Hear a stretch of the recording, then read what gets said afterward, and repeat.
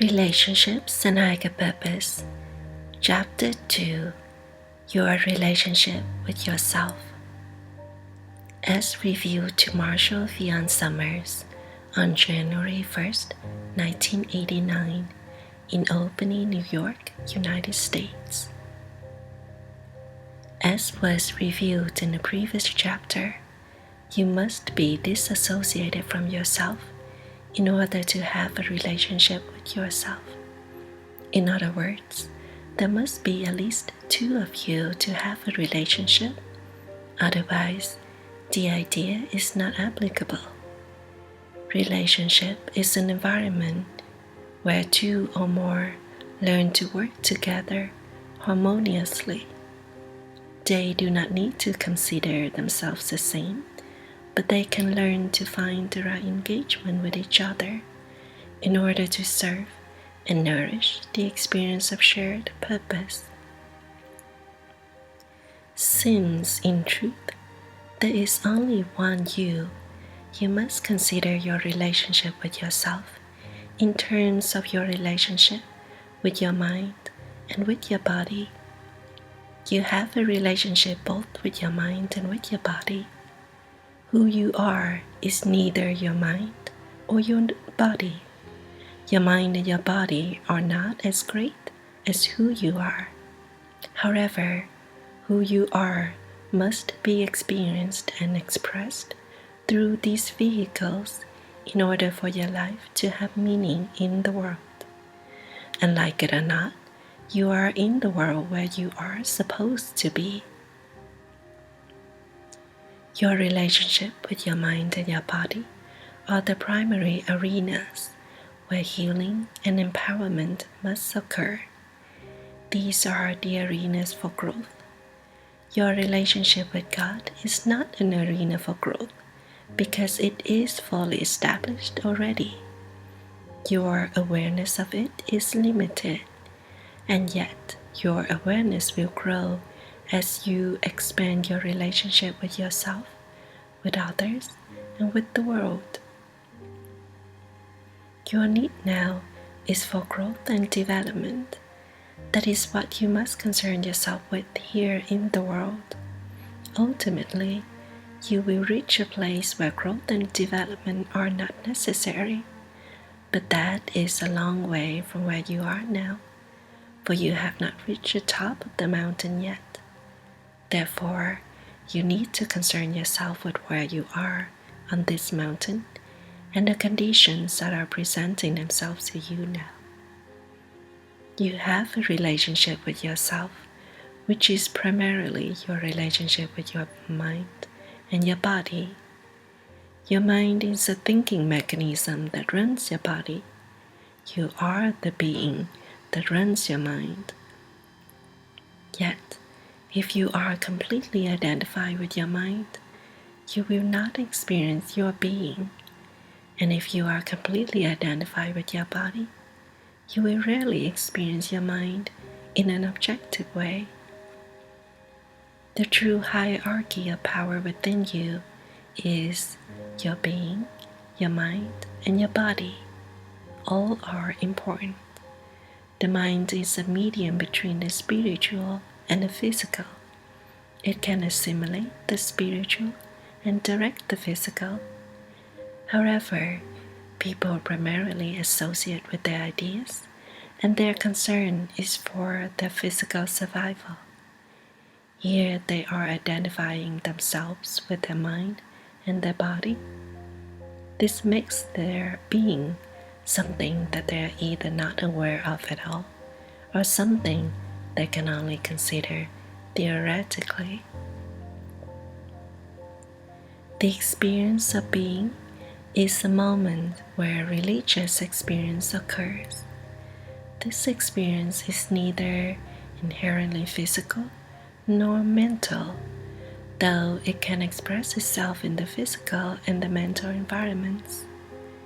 The experience of being is inexplicable and mysterious, just like your relationship with God. Even having a few moments of this experience can be life-changing. for these experiences provide a contrast between your being, your mind, and your body. This opens the door for real growth and development. The body is a limited vehicle. The mind, though far greater than the body, is a limited vehicle as well. If your awareness of yourself is only functioning at the level of your mind and your body, you will experience yourself as limited and fallible, because the mind and the body are both limited and fallible. In a state of pure being, which is not a state of being in the world, you do not need either a mind or a body. Though this seems incredible, if you will think about it, you will see that this is the truth. For if you have no body, why have a mind?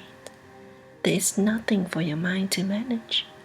However, your being has a mind, yet it is very unlike the mind that you think with. This greater mind is called knowledge. Your being knows, while your mind thinks and your body acts.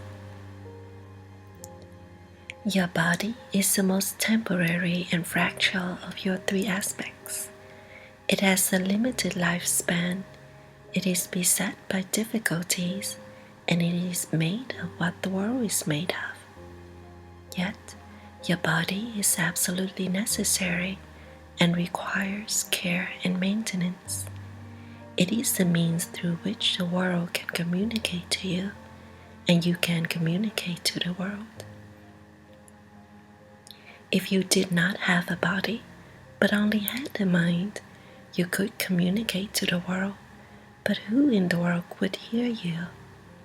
And if you were in a pure state of being, you would simply permeate everything and be in communication with everything. Your body will not live as long as your mind. Your mind will live as long as you need to be in physical reality. Your being lives forever. Therefore, the arenas of development are the physical and the mental, for your being cannot develop. It can only reclaim itself. There is no growth at the level of being. There is only reclamation and rediscovery. You must reclaim your being within the physical and the mental environments, because you were sent here to do that. These are the arenas where the disassociation within yourself must be healed. These examples are meant to be as simple as possible, because you do not need a complex philosophy or a cosmology to comprehend the essence of things. You need a very simple and usable framework, which is being provided here. Yet, even the most simple and usable framework will require thinking on your part, for you must penetrate what at first might seem confusing in order to find out what is really obvious. This requires the proper use of your mind and body. This is where growth occurs. There is really no spiritual growth. You develop physically and mentally so that your spirit may shine forth. As it has been said, the body serves the mind, and the mind serves the spirit. This is the true order of things, but it is not the order that you experience currently. The order that you experience currently is that your mind serves your body, and your spirit serves your mind. When you are concerned primarily with survival and personal fulfillment, you are concerned with everything serving the mind and the body. You will use your relationships for this purpose, and will either knowingly or unknowingly require that God serve this purpose as well. At the very beginning stages in the reclamation of knowledge, Most people try to make everything serve the body's survival, the body's comforts, the body's needs, and the body's beauty. Here, the body is your most valuable asset, and your mind, still being a slave to the body, will attempt to meet the body's needs. Yet, this is very deceptive because even here, the body is serving the mind in its purposes and designs, for it is the mind that wants to survive in the world. It is the mind that wants to be attractive to others. It is the mind that wants to be accepted, and it is the mind that wants to exert control over others and over life. The body does not actually think. It either responds to the mind or to the environment. Yet, it can respond to the spirit. Your body can become a vehicle for knowledge if it is serving the spirit. This is its highest achievement, and it is towards this that your true development is aimed. Therefore, at the very beginning of the evolution of consciousness, everything serves the body. When you begin to realize that you are simply using the body to serve your own motives, you will see that the body is in fact in service to your mind. This will give you greater determination in your life because your mind can be changed. Your mind represents your thoughts, your will, and your sense of purpose. These can be cultivated and altered. The body's basic needs cannot in effect be altered. The body responds to the environment. If it is cold, it is cold.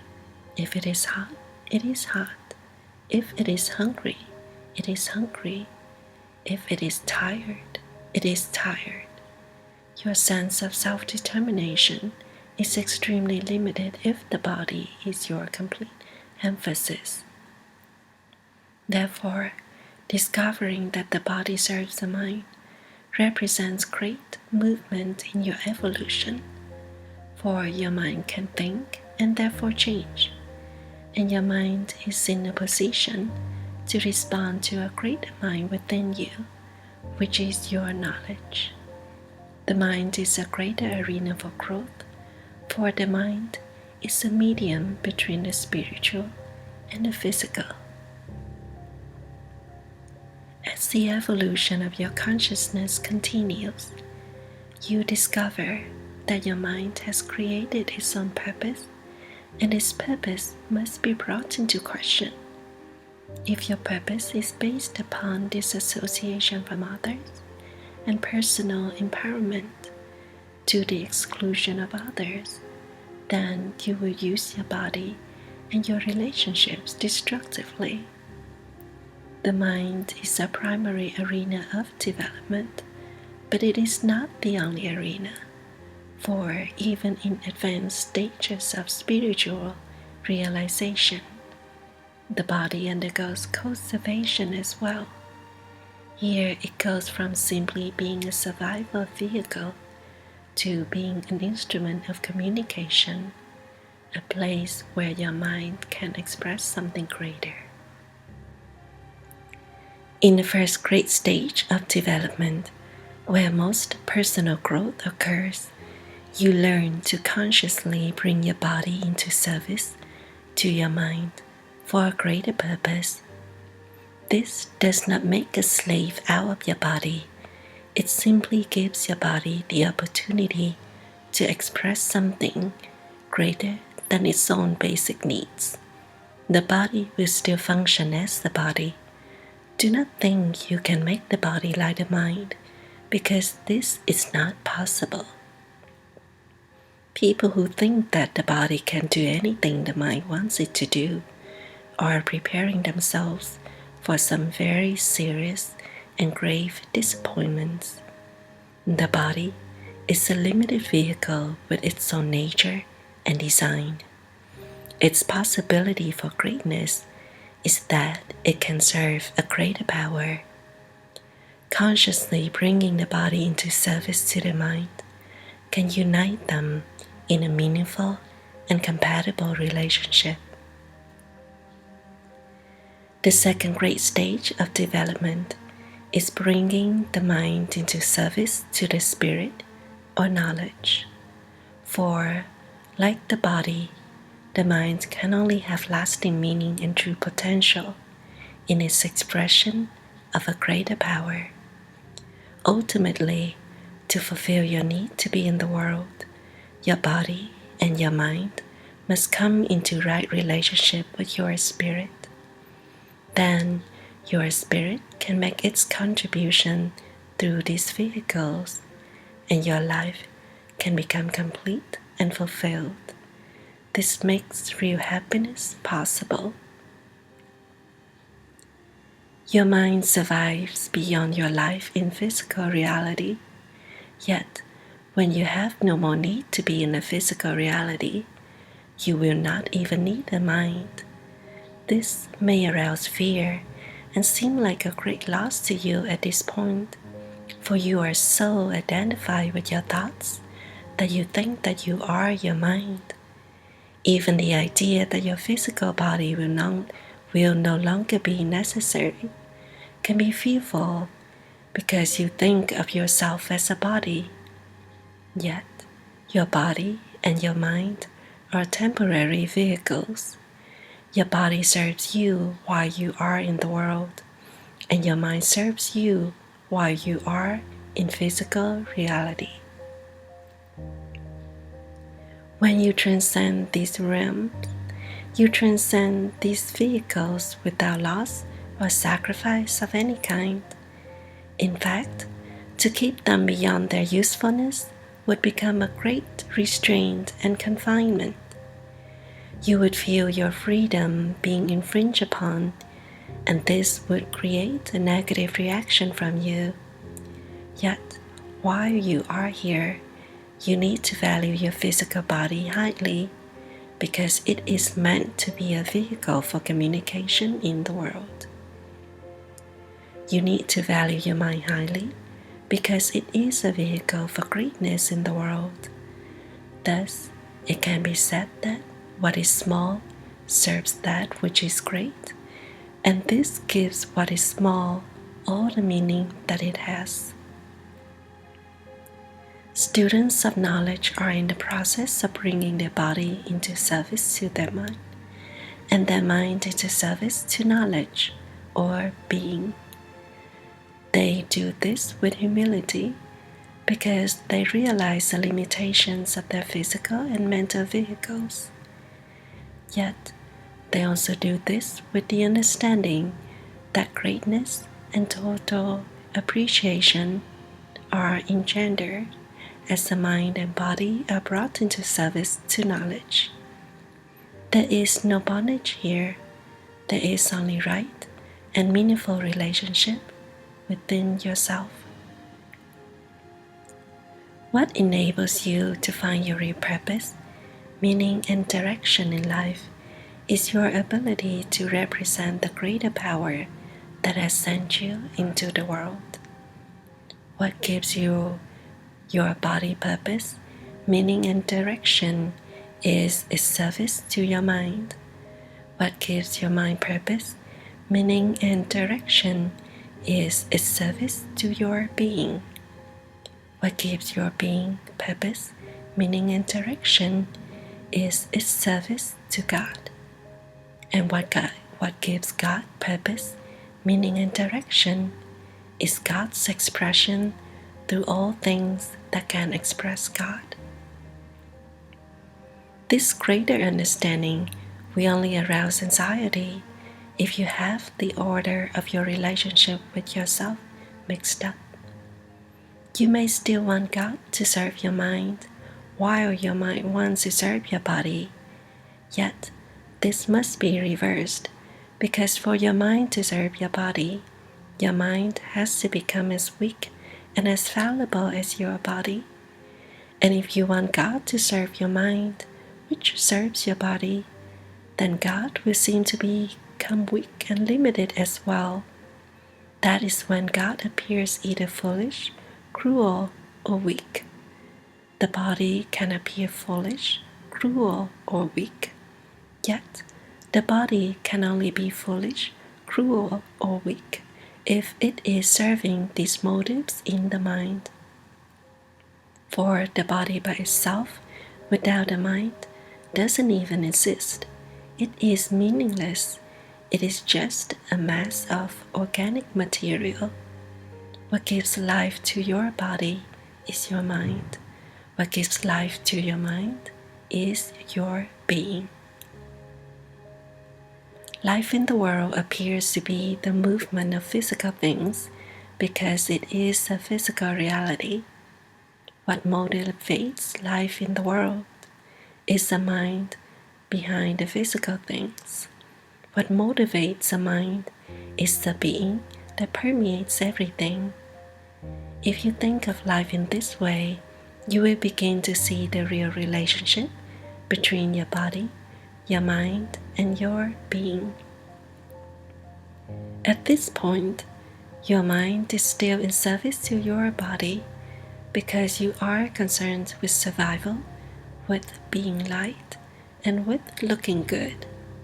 Looking good is also about survival because survival is not only being able to continue to breathe, but also gaining security and meaning through association with others. Here it can be said that there are only two things in life. There is knowledge and there is looking good. Much of your thinking is to look good, so you can offset your pain, guilt, and anxiety. This makes you want to have your body look good so that it can be accepted by other minds and bodies who are engaged in the same activity.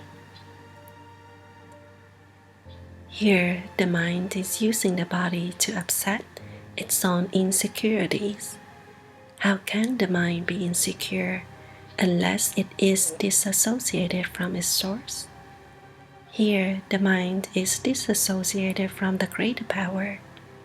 Yet, as your relationship with God becomes more real and apparent to you, and as you are able to experience it more completely, your sense of disassociation, which is the root cause of your guilt, fear, and uncertainty, will be erased. Eventually, it will disappear forever. Gaining freedom from guilt, fear, and uncertainty will require a new use of the body and the mind. A new use of the body will occur as your thoughts are redirected so that they may express knowledge within you. You may identify with your thoughts and think that you are your mind, but the very fact that you can entertain a relationship with yourself means that your mind cannot really be you. You may say it is part of yourself, and this is partially accurate, but there is still a relationship. There is something greater than your mind, that is you. In order for you to have the right relationship with your mind and your body, you need to realize both the limitations of your mind and body and the great assets that they provide for you. Your body is a wonderful vehicle and a wonderful mechanism. What it can do and express is marvelous. It is totally deserving of your care and development, not merely to look good, but to function as a vehicle of communication. The mind, when it is not predominated by fear for its physical or social survival, will only want to use the body to express itself. This is what people mean when they speak of creativity. Creativity is where the body is being used as a vehicle of communication for the mind. Yet, what gives the mind all of its meaning as a vehicle of communication is its service to a greater power. For the mind is a medium between the spiritual and physical. A medium is something through which power from one level gives power to another level. As power passes through your mind, it is expressed through your body into the world. People may believe that they create, but in truth, they only transmit. Your mind has dominion over your body, but only to a certain point. The body cannot have dominion over the mind unless the mind has given up its authority. For your mind will exist beyond your body. Even if your body perishes, the mind will continue, with an emphasis on its life in physical reality. Yet, the mind too is temporary, for knowingly or unknowingly, it is in service to spirit. Like your body, your mind is a marvelous instrument. It has far greater possibilities and capabilities than your body. It is a much greater vehicle. In fact, compared to your body, your mind seems almost godlike, for the power above always seems to be godlike to the power below. As you begin to view your mind objectively, it will appear to be godlike compared to your body. That is when people speak of the mind as God or think of it as godlike. Yet, the mind itself is only a medium. It becomes divine in service to the divine. Because your body serves your mind, it too will become divine as it serves the divine. If your mind is not serving the divine, then it is attempting to serve its own ideas, because in the universe there is only God and there is individual imagination. Individual imagination is serving ideas that are not real. Individual imagination is temporary thinking without foundation. This is not to say that imagination is bad. It is only to say that it is being misused. Nothing in you is bad. It is only being misused. The body is not bad. It is neutral. Its value is determined by what it serves. If it only serves the mind's imagination, it will be chaotic, destructive, and disappointing. Yet, if it serves the divine, it becomes divine in its service. As you begin to open up and to cultivate your awareness of knowledge, which is your spiritual power, you will increasingly see your mind as a medium, and this will give your mind a far greater range of expression and comprehension. This will occur in the context of your relationships, for your relationships are the arena where growth is anticipated, carried out, and realized. The message in this book is primarily about knowledge and relationships. At first, it may seem that knowledge is your goal and relationships are the means. Yet ultimately, true relationships are the goal and knowledge is the means. You will be able to love your body when it truly serves your mind. You cannot love your body if it serves your imagination, because here its service will bring pain, discord, and confusion to you. Yet you will be able to love your body when it serves your mind, and you will love your mind when it serves God. You can only truly love something that serves love itself. You can only trust something that serves that which is immutable.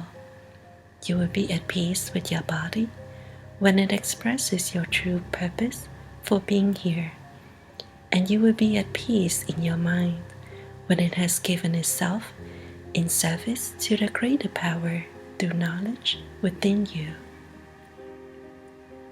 Self-love is the result of expressing love itself. You cannot love yourself apart from this. You cannot love yourself in a disassociated state. All you can do is attempt to accept your disabilities and confusion with as much compassion as possible. Love is a result of experiencing affinity, and you cannot experience affinity with yourself if you are separate from life itself. Therefore, for true love to be reclaimed, true relationship must be reclaimed. Here, you do not give up your individuality. Instead, your individuality is given new meaning, purpose, and direction in service to spirit or knowledge. You are still a distinct point of awareness, but now you are being loved and fed by awareness itself. Here, your conflicts will begin to be erased, and your experience of life will be heightened. Most people are very concerned about losing their individuality. This is the result of having their mind serve their body, for bodies are far more distinct from one another than minds are.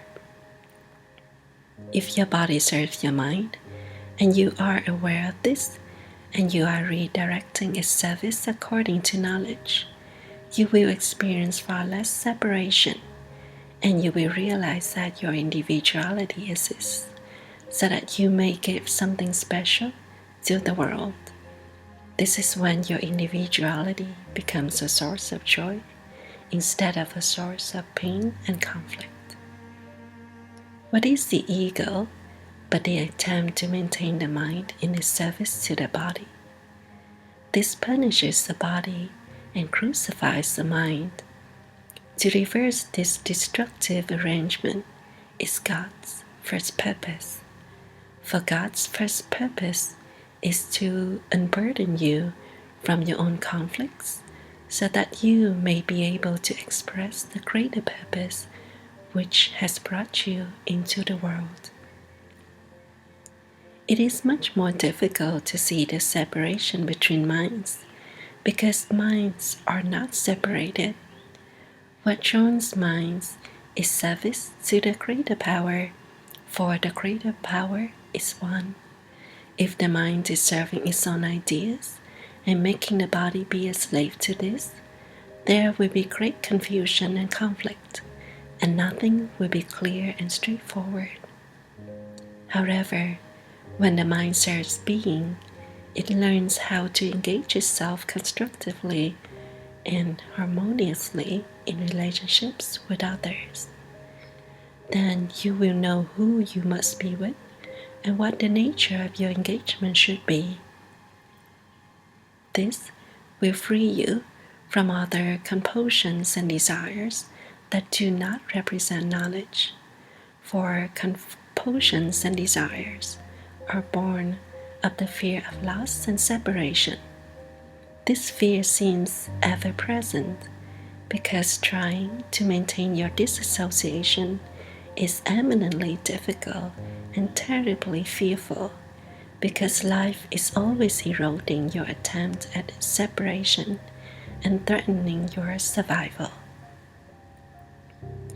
As your mind begins to serve spirit, it increasingly will know what to do, and it will learn how to manage itself in relationships. It will learn how to discern others and their motives. This will lead you to those individuals who are essential for your purpose and progress, and it will take you away from divisive engagements with those who are not. It will heal the need for pain, and it will heighten your capacity for joy. Therefore, it is necessary to concern yourself with your relationships with yourself, which is primarily your relationship with your mind and with your body. Whether you are currently in an intimate relationship with another or not, your relationships with others cannot really reflect the condition of your relationship with yourself. Yet, your relationship with others is the arena where your relationship with yourself can find its true expression.